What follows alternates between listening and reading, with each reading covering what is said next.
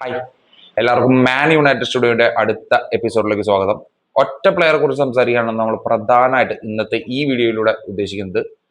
Summer transfer വിൻഡോയിൽ നമ്മൾ ഒരുപാട് പ്ലെയേഴ്സിനെ കുറിച്ച് സംസാരിച്ചു. അതിലെ ഭൂരിഭാഗവും നമ്മൾ മിഡ്ഫീൽഡറിനെ കുറിച്ചാണ് സംസാരിച്ചത്. കാരണം യുണൈറ്റഡിനെ സംബന്ധിച്ചിടത്തോളം ഇന്നത്തെ ഈ സിറ്റുവേഷനിൽ മിഡ്ഫീൽഡറാണ് പ്രയോറിറ്റി, ഏറ്റവും വലിയ പ്രയോറിറ്റി മിഡ്ഫീൽഡറാണ്. അപ്പോൾ നമ്മളുടെ വീഡിയോസിൽ ഏറ്റവും കൂടുതൽ സംസാരിച്ചിട്ടുള്ള മിഡ്ഫീൽഡേഴ്സിനെ കുറിച്ചിട്ടുള്ളതായിരുന്നു. നമ്മൾ മത്തേസ് ഫെർണാണ്ടസിനെ കുറിച്ച് സംസാരിച്ചു, സംഗാരനെ കുറിച്ച് സംസാരിച്ചു, ഇന്നലെ ഹെയ്ഡൻ ഹക്കിനിനെ കുറിച്ച് സംസാരിച്ചു, എഡേഴ്സിനെ കുറിച്ച് സംസാരിച്ചു, ചാൻസസ് ഉള്ള ടൊണാലിനെ കുറിച്ച് സംസാരിച്ചിട്ടുണ്ടായിരുന്നു. അതുപോലെ തന്നെ ലെഫ്റ്റ് ബാക്ക് ആയിട്ടുള്ള ലെവിസ് ഹാളിനെ കുറിച്ച് സംസാരിച്ചിട്ടുണ്ടായിരുന്നു.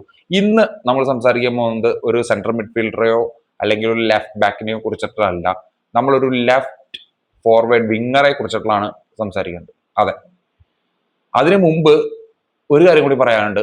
നമ്മുടെ സ്വന്തം റാഷ്ഫോർഡിനെ ബാഴ്സലോണ തിരിച്ചയച്ചിട്ടുണ്ട്. നമ്മുടെ റിലീസിങ് ക്ലോസ് അവർ ട്രിഗർ ചെയ്യില്ല എന്ന് പറഞ്ഞ് പുള്ളിക്കാരനെ തിരിച്ച് വീണ്ടും മാഞ്ചസ്റ്റർ യുണൈറ്റഡിലേക്ക് എത്തിച്ചിട്ടുണ്ട്.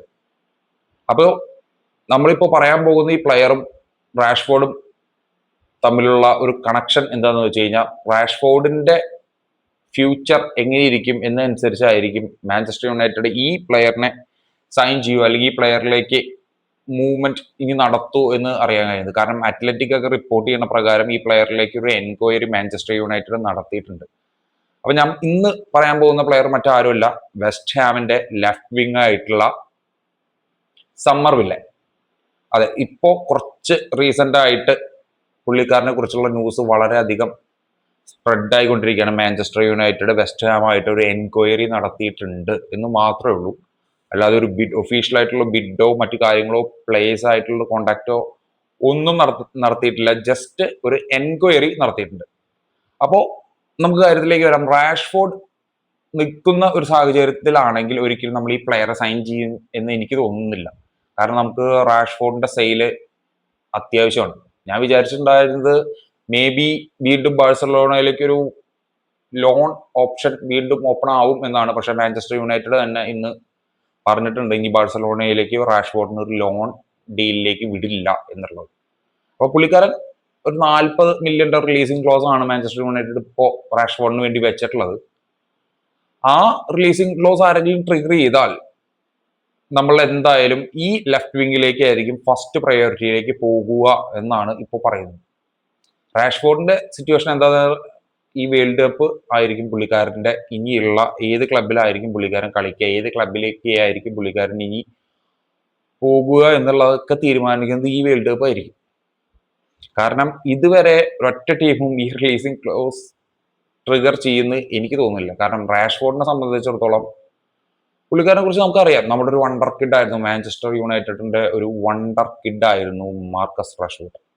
പക്ഷേ അവസാന ടൈമായിപ്പോൾ അല്ലെങ്കിൽ റീസെന്റ് ആയിട്ട് കുറച്ച് വർഷങ്ങളായപ്പോഴേക്കും പുള്ളിക്കാരൻ അതിന്റെ ഇതൊന്നും കാണിച്ചില്ല. അല്ലെങ്കിൽ നമ്മളൊരു വിചാരിച്ച മാഞ്ചസ്റ്റർ യുണൈറ്റഡ് വിചാരിച്ച രീതിയിലുള്ള ഒരു വണ്ടർ കിഡിന്റെ ഒരു വലിയ രീതിയിലുള്ളൊരു ഉയർപ്പൊന്നും റാഷ്ഫോർഡിന്റെ ഭാഗത്തു നിന്ന് ഉണ്ടായിട്ടുണ്ടായി. ചില സീസണിൽ ആള് മികച്ച രീതിയിൽ കളിച്ചു. ആളുടെ കോൺട്രിബ്യൂഷൻസോ അല്ലെങ്കിൽ മാഞ്ചസ്റ്റർ യുണൈറ്റഡിന് വേണ്ടി ആള് എടുത്തിട്ടുള്ള എഫേർട്ടിനെ ഒന്നും ഞാൻ തള്ളി പറയണതല്ല. പക്ഷെ ഇന്നത്തെ ഈ സാഹചര്യത്തിൽ നമ്മൾ എന്തായാലും മാർക്കസ് റാഷ്ഫോർഡിനെ ഒഴിവാക്കിയേ പറ്റൂ. നമ്മൾ അടുത്തൊരു പ്ലെയറിലേക്ക്, അടുത്തൊരു യങ് ടാലന്റിലേക്ക് പോകണം.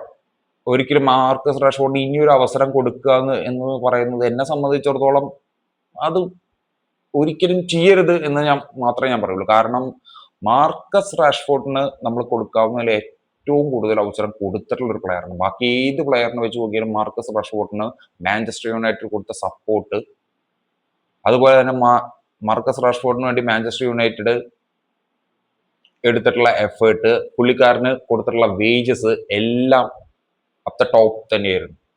എന്നിട്ട് പോലും പുള്ളിക്കാരൻ്റെ ആ രീതിയിലുള്ള ഒരു റിസൾട്ട് നമുക്ക് നേടിയെടുക്കാൻ സാധിച്ചിട്ടുണ്ടായിരുന്നില്ല. അതുകൊണ്ട് തന്നെയാണ് ആളെ വെസ്റ്റ് ഹാമിലേക്കും അത് കഴിഞ്ഞിട്ട് ബാഴ്സലോണയിലേക്കൊക്കെ തട്ടിയിട്ടുള്ളത്. കാരണം പുള്ളിക്കാരൻ ഡ്രസ്സിംഗ് റൂമിലും ആളുടെ ആറ്റിറ്റ്യൂഡ് അനുസരിച്ച് വളരെയധികം മിസ്സിംഗ് ആയിട്ടാണ്. അതായത് ടീമിന്റെ സെറ്റപ്പിൽ നിന്ന് തന്നെ വളരെയധികം മിസ്സിംഗ് ഫാക്ടർ ആയിട്ടാണ് മാർക്കസ് റാഷ്ഫോർഡ് പല ടൈമിലും ബിഹേവ് ചെയ്തിട്ടുള്ളത്. സെൽഫിഷ് മെന്റാലിറ്റി കാണിക്കാത്ത ഫൈനൽ തേർഡിൽ ഈ വക പരിപാടികളൊക്കെ പുള്ളിക്കാരൻ ചെയ്തിട്ടുണ്ടായിരുന്നു.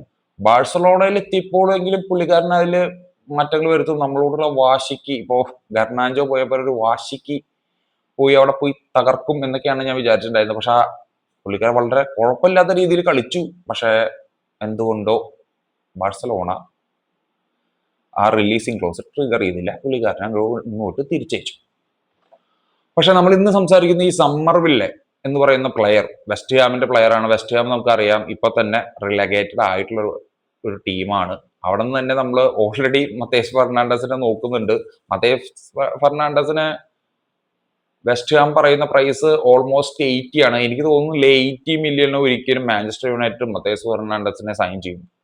മുമ്പ് സംസാരിച്ച പോലെ തന്നെ 60-65 മില്യൺ ഉള്ളിൽ നമുക്ക് മത്തേസ് ഫെർണാണ്ടസിനെ സൈൻ ചെയ്യാൻ സാധിക്കും. അങ്ങനെ സാധിച്ചാൽ മാത്രമാണ് അതൊരു വെൽ സൈനിങ് ആയിട്ട് കൺസിഡർ ചെയ്യാൻ പറ്റുള്ളൂ. അല്ലാതെ ഒരു 80 മില്യണിലുള്ള പ്ലെയർ ഇപ്പോൾ ഉണ്ടോ എന്ന് ചോദിച്ചു കഴിഞ്ഞാൽ എൻ്റെ അഭിപ്രായത്തിൽ മത്തേസ് ഫെർണാണ്ടസിന് 80 മില്യൺ കൊടുക്കേണ്ട ഒരു ആവശ്യമില്ല.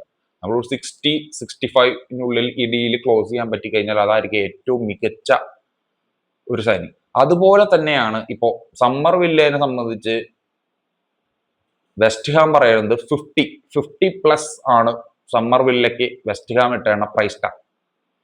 ഇവിടെയും ഞാൻ പറയുന്നത് എന്താണെന്ന് വെച്ച് കഴിഞ്ഞാൽ സമ്മർവില്ലയെ ഒരിക്കലും നമ്മൾ 50+ പ്രൈസ് ടാഗിന് ഒരിക്കലും വാങ്ങാൻ പോകുന്നില്ല. അത് കാരണം 50+ എന്നുള്ള ഒരു പ്ലെയർ ഉണ്ടോ എന്ന് ചോദിച്ചു കഴിഞ്ഞാൽ എൻ്റെ അഭിപ്രായത്തിൽ ഇപ്പോഴത്തെ സാഹചര്യത്തിൽ 50+ എന്നുള്ള ഒരു പ്ലെയർ ഒന്നും ഇല്ല ഈ സമ്മർവില്ല എന്ന് പറയുന്നത്.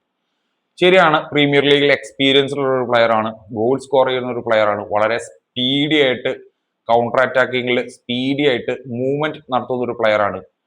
ഫൈനൽ തേർഡില് മികച്ച രീതിയിൽ ഔട്ട്പുട്ട് കൊടുക്കുന്ന ഒരു പ്ലെയർ ആണ്. 24 വയസ്സ് മാത്രം പ്രായമുള്ള ഒരു ഡച്ച് ലെഫ്റ്റ് വിങ് ആണ് ഈ സമ്മർവില്ലെ എന്ന് പറയുന്നത്.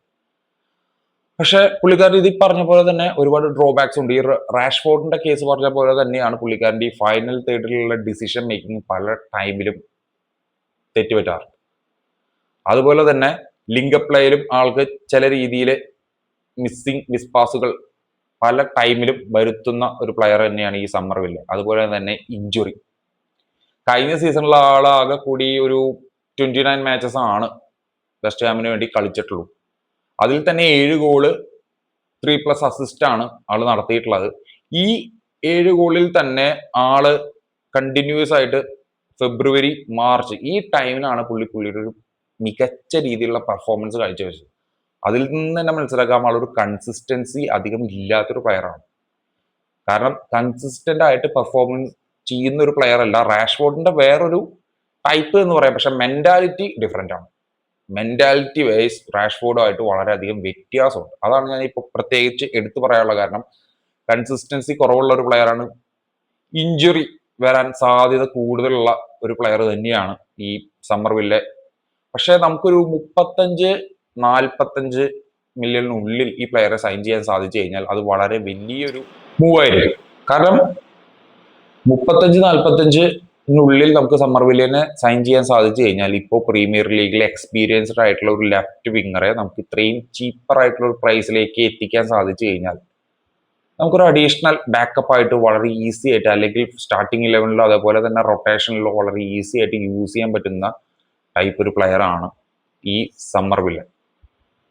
നമുക്കറിയാം വെസ്റ്റ് ഹാം ആണ്. വെസ്റ്റ് ഹാം ടോട്ടൽ ഈ 2 പ്ലെയേഴ്സിനും കൂടി 130 മില്യൺ ആണ് ടോട്ടലൊക്കെ പറയുന്നത്. എങ്കിലിരുന്നാൽ പോലും നമുക്കൊരു 2 പ്ലെയേഴ്സിനും കൂടി ഒരു 100-105 സൈൻ ചെയ്യാൻ സാധിച്ചു കഴിഞ്ഞാൽ it's become A super signing എന്ന് പറയും ഈ 2 പ്ലെയേഴ്സ്. കാരണം വെസ്റ്റ് ഹാമിനെ സംബന്ധിച്ചിടത്തോളം അല്ലെങ്കിൽ പ്ലെയേഴ്സിനെ സംബന്ധിച്ചിടത്തോളം ടേംസ് ആൻഡ് കണ്ടീഷൻസ് എഗ്രി ചെയ്യാൻ വലിയ ബുദ്ധിമുട്ടൊന്നും ഉണ്ടാവില്ല. കാരണം വെസ്റ്റ് ഹാം റെലഗേറ്റഡ് ആയിട്ടുണ്ട് ഓൾറെഡി. ചാമ്പ്യൻഷിപ്പിലാണ് ഇനി കളിക്കാൻ പോകുന്നത്.